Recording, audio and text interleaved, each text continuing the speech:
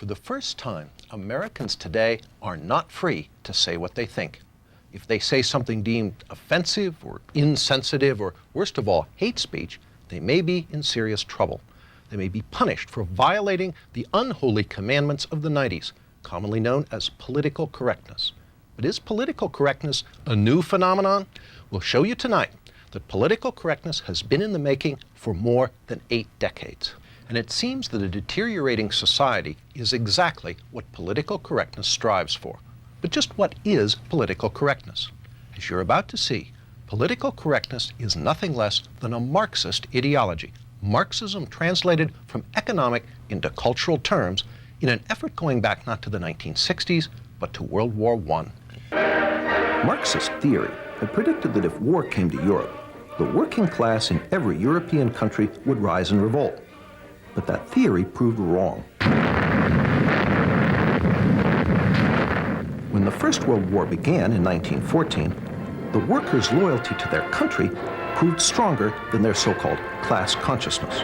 They willingly put on their uniforms, French or German, Austrian or Russian or British, and marched off by the millions to fight each other.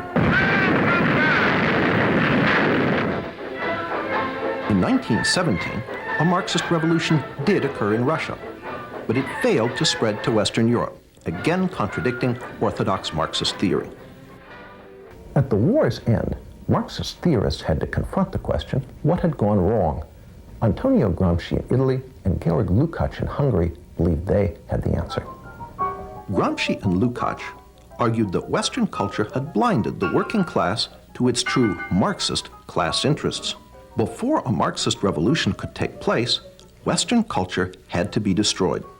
In 1919, Lukács, who was considered the most brilliant Marxist theorist since Marx himself, asked, "Who will save us from Western civilization?" That same year, 1919, Lukács became Deputy Commissar for Culture in the Bolshevik Bela Kun government in Hungary, where he launched a program of cultural terrorism. As part of that program, Lukács introduced a radical sex education program into the Hungarian schools. Political correctness, as we know it, was already beginning to take form. He tried to actually undermine the unity of the family, and that was one of the reasons that he tried to introduce sex education. Laszlo Pastor, a leader in the Hungarian resistance against the communist takeover of Hungary after World War II, explains why children were targeted. It's always much tougher to convert an adult, to do something what he was taught not to do. The program left great residual effects on Hungary. The only thing what we were permitted to accept as far as culture is concerned, what they were teaching, that was it. Free thinking was a very big sin. The Bela Kun government lasted only a few months, in part because the Hungarian working class was outraged by Georg Lukács' assault on traditional Western culture. But meanwhile, in Germany, a new attempt to create a Marxist critique of Western culture was taking shape. There, the wealthy young son of a millionaire grain trader, Felix Weil, wanted to establish a public policy institute, a think tank, to serve as a home for advanced Marxist thought. Modeled on the Marx-Engels Institute in Moscow, Weil's think tank was originally to be named the Institute for Marxism. Martin Jay, chairman of the history department at Berkeley, an author of a history of the Frankfurt School, explains why the name was changed to the Institut für Sozialforschung, the Institute for Social Research. But I think they were very interested in trying to avoid being overly labeled. So it's a fairly bland name, the Institute for Social Research. The institute was affiliated with Frankfurt University in Frankfurt, Germany, and in time became known simply as the Frankfurt School. The Frankfurt School formally opened its doors on June 22, 1924, but it had already held its first seminar on theory in the spring of 1923. There, almost 24 Marxist scholars gathered for what Weil, the sponsor, called a Marxist study week. One of the participants was Richard Sorge, later a famous Soviet spy. Another was Georg Lukács. Lukács' writings on culture were the basis for much of the program. Almost half of the participants in this Marxist study week would later be affiliated with the Frankfurt School. Following Lukács's lead, the Frankfurt School would be the vehicle that translated Marxism from economic into cultural terms, giving us what we now know as political correctness. The Frankfurt School's first director was an Austrian Marxist economist, Karl Grünberg. Grünberg's principal effort was to firmly establish the Institute's Marxist nature. In his inaugural address, which opened the Institute's new building in Frankfurt, Grünberg said, "It has been our intention here from the outset to maintain uniformity in the way we look at problems and go about solving them. I too am one of the opponents of the economic, social and legal order which has been handed down to us from history, and I too am one of the supporters of Marxism. In the new research institute, Marxism will from now on have a home."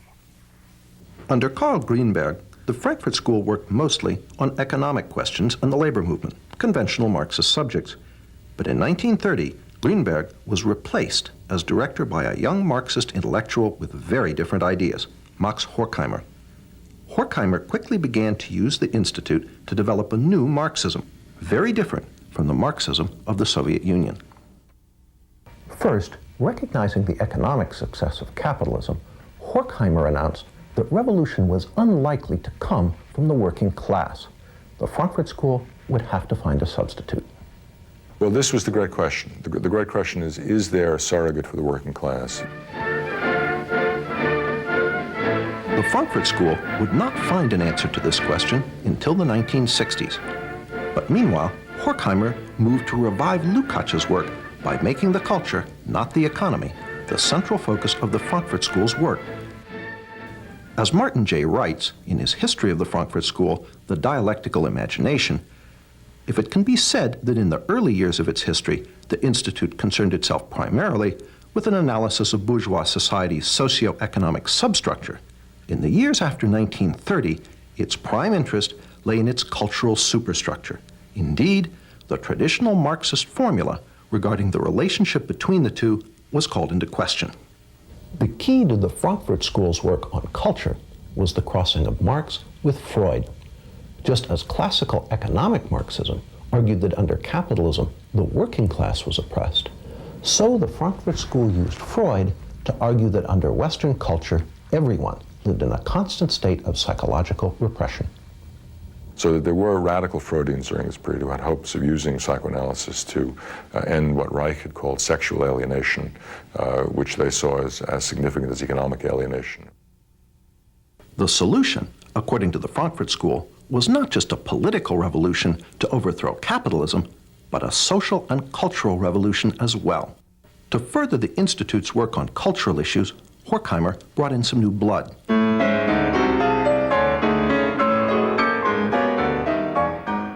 The new members included a sometime music critic, Theodor Adorno. Martin J. sees this addition as critical.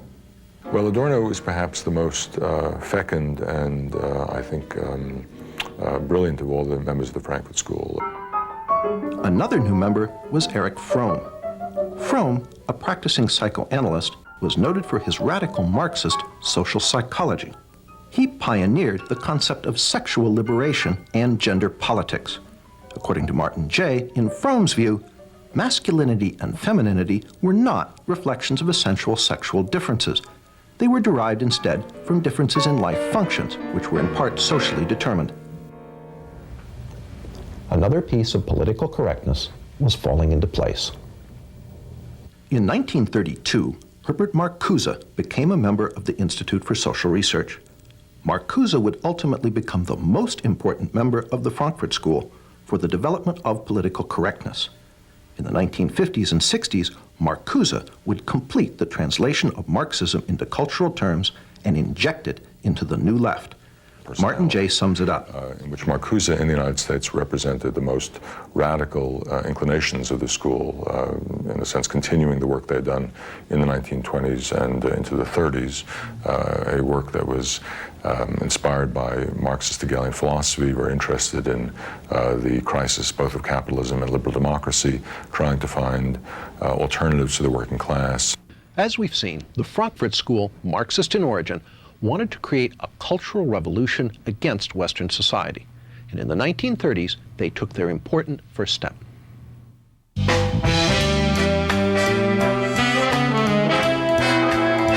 the 1930s, the work of Horkheimer, Adorno, Fromm, and Marcuse issued in its first tangible product, critical theory.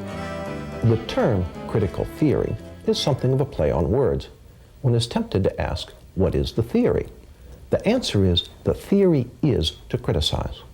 Through unremitting, destructive criticism of every institution of Western society, they hope to bring that society down. Critical theory is the basis for gay studies, black studies, women's studies, and various other studies departments found on American university campuses today. These departments are the home base of political correctness. David Horowitz was present at the birth of campus political correctness. Well, I was a radical in the 60s. I was a Marxist. You know, my buddies were people like Tom Hayden. I edited the largest magazine of the left at the time, Ramparts. But the Frankfurt School was important in Marxism because they no longer believed really in the future. They only believed in destroying capitalism and destroying bourgeois democracy is what we would have called it. And if you look at today's campuses, that kind of nihilism is really the dominant theme. That is, attack America. The Frankfurt School was careful never to define what critical theory was for, only what it was against. Again, Martin Jay, the Frankfurt School's semi-official historian. Critical theory itself always felt reluctant about being put in the straitjacket of systematization and defied its reduction to a simple definition. Critical theory actually attempted to politicize logic itself. Horkheimer wrote, "Logic is not independent of content. That means an argument is logical if it helps destroy Western culture, illogical if it supports it." Such twisted thought lies at the heart of the political correctness now inculcated into American university students. When there's 1% of the campus is conservative and the other 9%, and the other 9% of the people who care are incredibly liberal, you're going to get something approaching a socialist state. But how did the work of a small group of German Marxist intellectuals come to America? In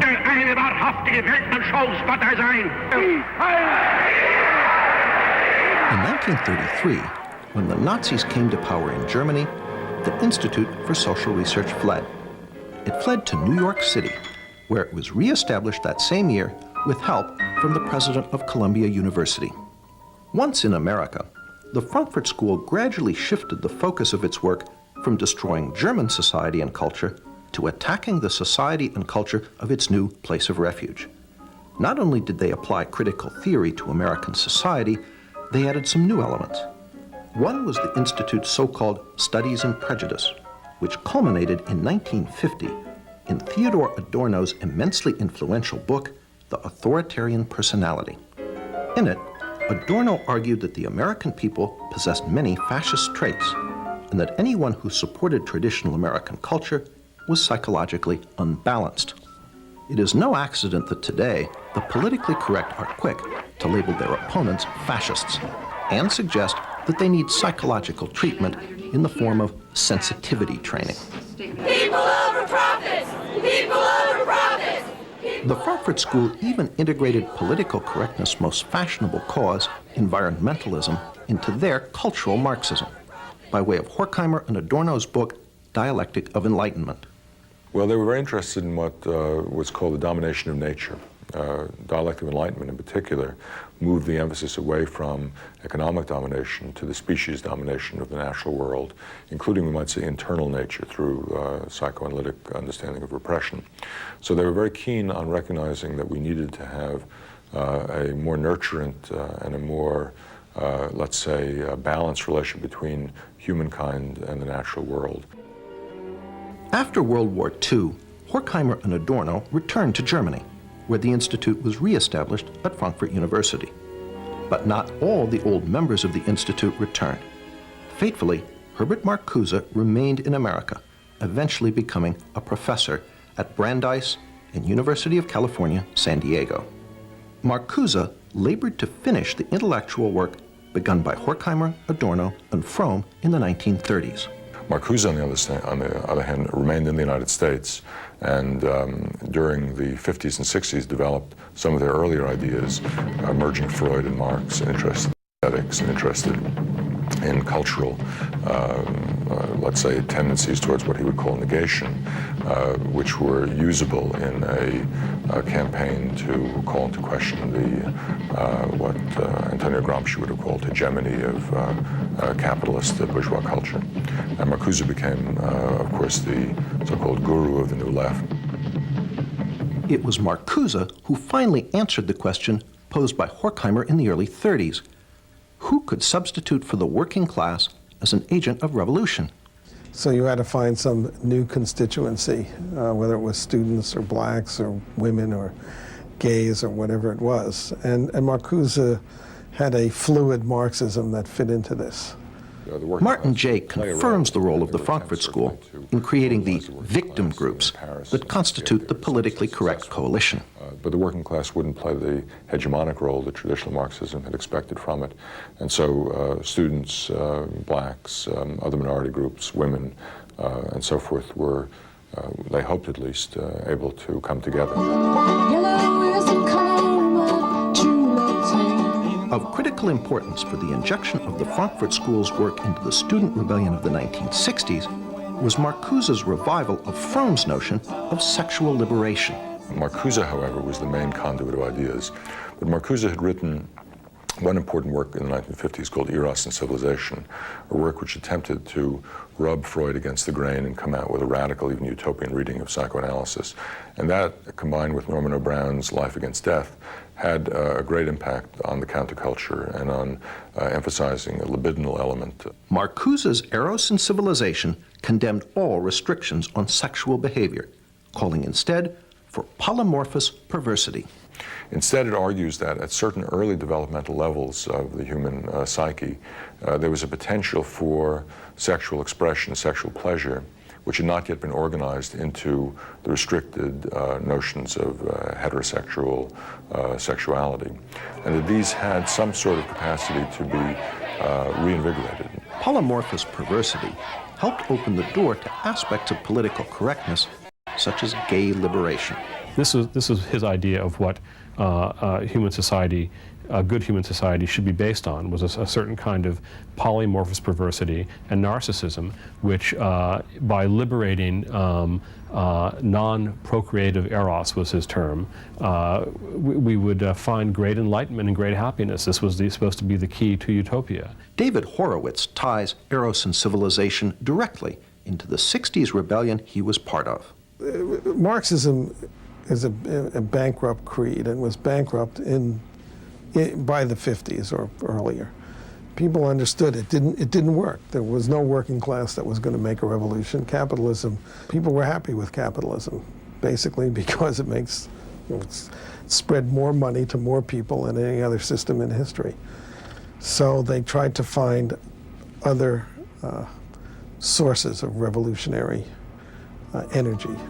And one was the idea of sexual repression. So the 60s, I mean, it was a way of, and people always think up complicated theories to, do what they want to do. People wanted to do a lot in the 60s, so Herbert Marcuse, gave them the intellectual justification for having a lot of sex with a lot of people, a lot of the time. That's what Eros and Civilization, that's the title of his famous book on it, is about. Marcuse is also the source of one of political correctness's most notable characteristics, its total intolerance for any viewpoint but its own.